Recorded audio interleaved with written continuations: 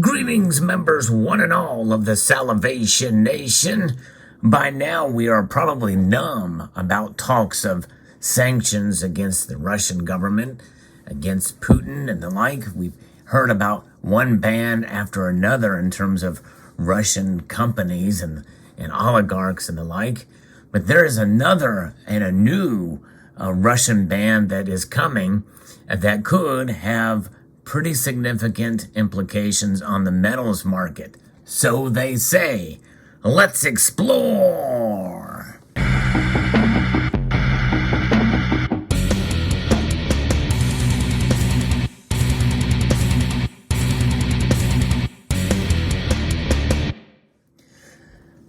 Member of the community sent me this article from Bloomberg that talks about yet another Russian ban that's being contemplated that could rock the metals world pretty dramatically. And there's what they're saying.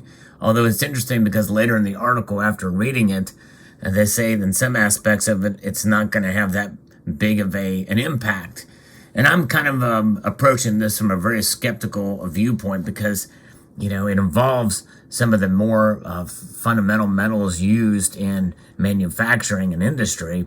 And with all of the supply chain disruptions we've seen and really have not fully recovered from, I don't know that that's going to have that big of an impact. And when you consider the organization that I'm going to be mentioning here, especially with what they had done with platinum and palladium, look at the effect it's had on those markets. At least as of now, not a whole lot. But it is something that I think is worthy of discussion here. We're going to look at this article here, and we're going to be talking about the London Metal Exchange. And primarily, we're going to be talking about these three metals here.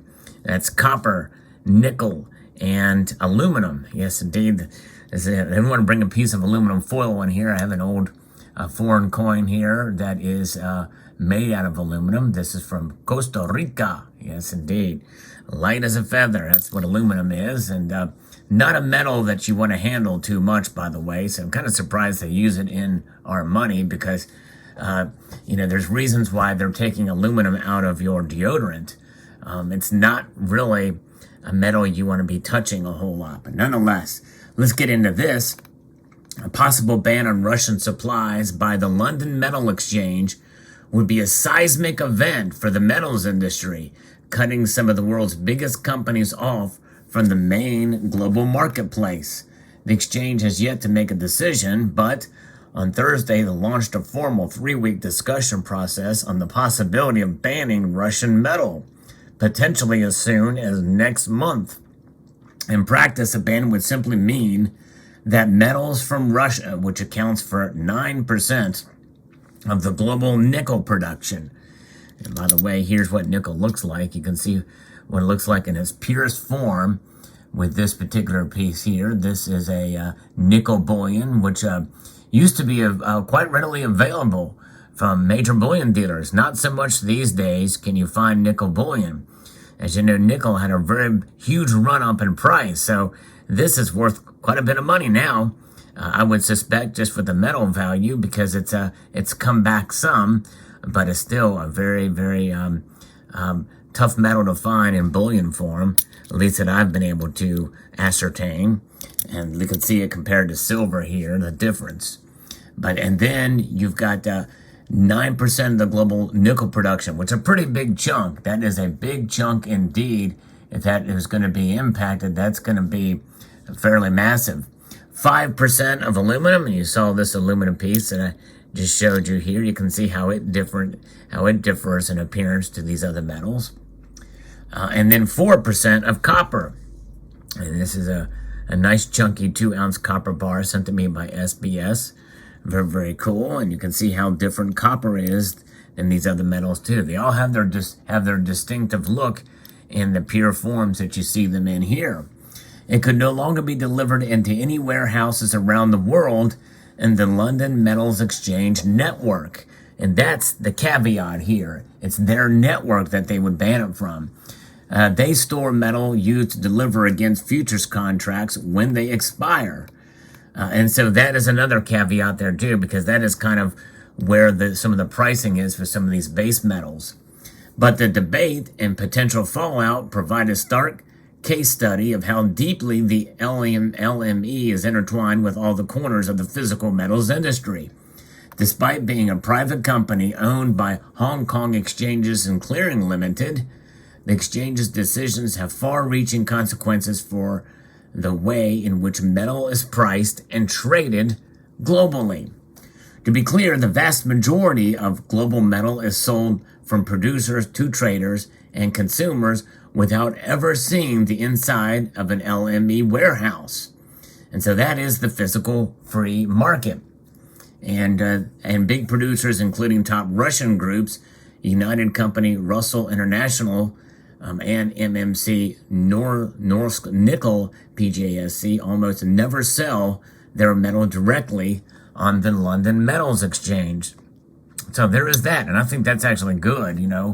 I think the free market and some of these exchanges, I think, have too much power. I believe in more free market solutions for trading of metals in any kind of industry of any sort. But the exchange plays several vital roles. First, it's a market of last resort for the physical metals industry. Stocks of metal in the global network of LME warehouses can be drawn down in moments of shortage, and in times of glut, excess inventories can be delivered to the LME. So I guess that's kind of what the exchange is all about. But again, it's kind of it's there as a market of last resort.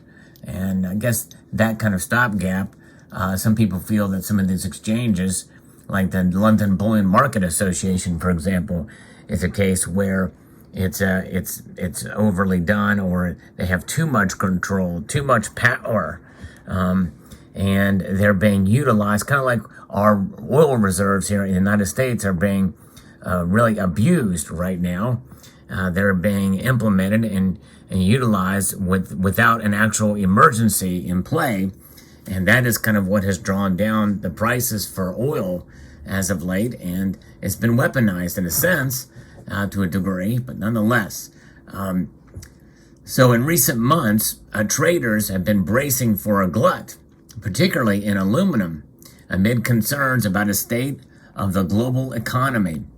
As some buyers shun Russian metal, traders had expected that aluminum from Russell would be among the first to be delivered to the LME, with some expectations hundreds of thousands of tons of inflows. Russell, I think it's how you pronounce it, Russell has denied it is planning to deliver large quantities of its metal to the exchange. Should the LME go ahead and ban new deliveries of Russian aluminum, that would remove the potential overhang of stock. When Bloomberg first reported on the LME's plans for a discussion last week, aluminum prices jumped as much as 8.5%. So maybe having a little bit of this in your stack may not be a bad idea too. Just be careful again on handling it. The biggest intraday rise on record is as traders who had been anticipating an inflow of Russian metal rushed to reverse their short bets. As of Friday, prices were up about 10% from last week's 19-month low. Of course, the LME is considering this drastic step because it's worried about a similarly disruptive possibility if it doesn't take action. That Russian metal that many consumers refuse to touch will flood into the exchange and causes prices to stop being useful as global benchmarks. So take what you will from that assessment. That is interesting. One of the reasons is considering a quick rollout of any possible ban is that a decision to proceed could prompt a rush by holders of Russian metal to deliver it on the exchange before the restrictions come into place. Any move by the LME would have ramifications beyond warehouse flows. For example, some contracts between producers, traders, and consumers stipulate that a metal should be LME deliverable, meaning that a ban by the LME could lead to contracts being broken. Banks often insist that a metal they finance should be LME deliverable because they want to be sure that in any event of problems, it could be sold easily on the exchange. And many traders rely on the fact that metal that can be delivered to the LME when they use LME contracts to hedge their physical inventories, should they choose to, they can close the hedge by simply delivering metal. As a result, any move by the LME could create headaches for Rusal and Nornickel, as well as the biggest customers. Glencore PLC in particular has a vast year multi-contract to buy commodity-grade aluminum from Rusal. There's already an expectation that the companies that the consultation process launched by the LME will make it more difficult for consumers of Rusal and Nornickel to fund working capital using the metal as collateral, according to people familiar with the matter.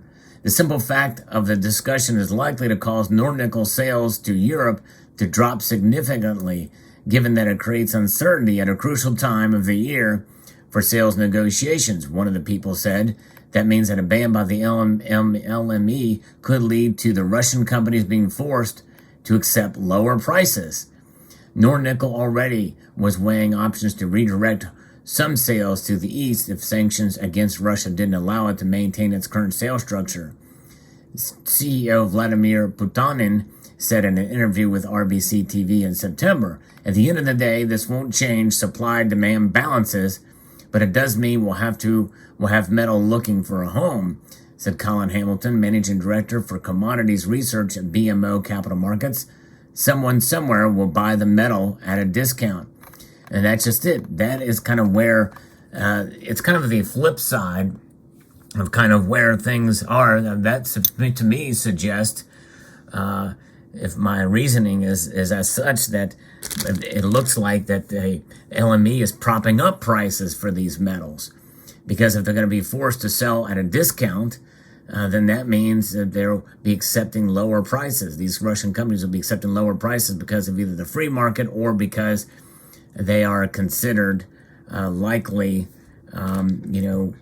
bad apples, I guess, in the industry. That people don't want to work with Russian companies. And so therefore, that's where the LME comes in. Now, could this maybe potentially this happening, since there is so much metal that is produced and traded through the LME from Russian companies and how much they do produce, could that lessen the legitimacy of the LME? What about platinum and palladium, which you don't see here, because I did a video on that some time ago, but we haven't heard anything about the ramifications of that ban of Russian palladium and platinum markets. And platinum and palladium prices, by the way, have all but not been affected from it at all. What about gold and silver in this case? Likely, those metals were not mentioned here in this case. And we know that Russia is the second largest producer of gold, and I guess that's the LBMA, and those are already in effect. But as you know, gold, being highly sought after, highly treasured, will still continue to be traded, and they'll get what they want for it, I guess. Likely they're not going to trade that at a discount because people will still buy it for the going rate. Silver, on the other hand, it's anybody's guess. We really haven't heard a whole lot about what silver is produced in Russia and how that's going to be affected. Obviously, the metals markets, the spot price for silver is down. It's down dramatically. We've seen over the last couple of years. Right now, it's barely holding on to $20 an ounce after a recent increase in price. But nonetheless, we will continue to watch these markets and be very interested to see where they play out and what kind of role this situation with Russia will have on them. Geopolitics certainly does make a difference in the prices for the metals and how they are perceived and traded there. So there you go. We live in unprecedented times for sure with what's going on in the world today. Let me know your thoughts in the comment section below. I'd like to extend a multitude of gratitude to you all for taking the time to watch and encourage you to please rate, share, comment, and subscribe.